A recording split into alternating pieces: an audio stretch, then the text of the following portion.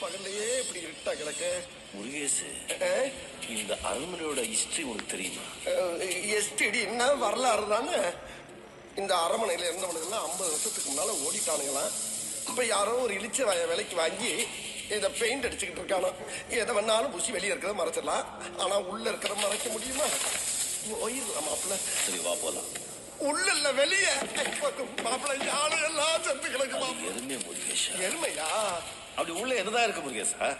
ஏதோ பேய் இருக்கின்றானுங்க, பைத்தியக்காரங்க, பிசாசு இருக்கின்றானுங்க, பயந்தா குழி. அது போக 30 அடியில 30 வருஷமா பெரிய பாம்பு இருக்கின்றானுங்க. இதனாலயே நம்ம கோபால் இருக்கால, கோபாலு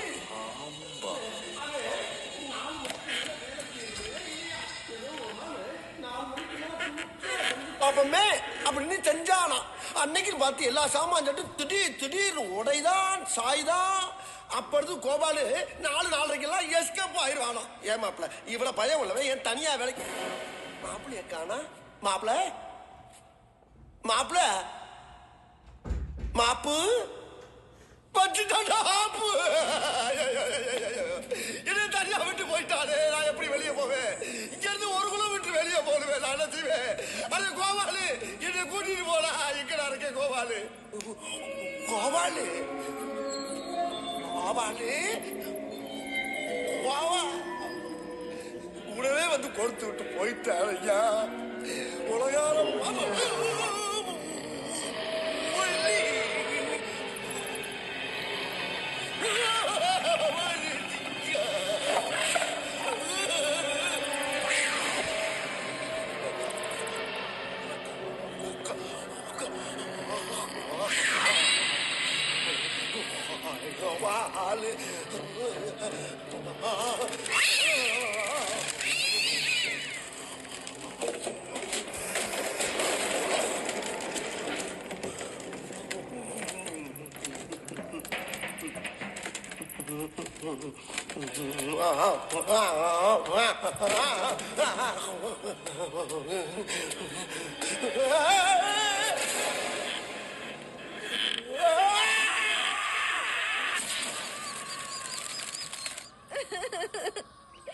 சும்மா என்னங்க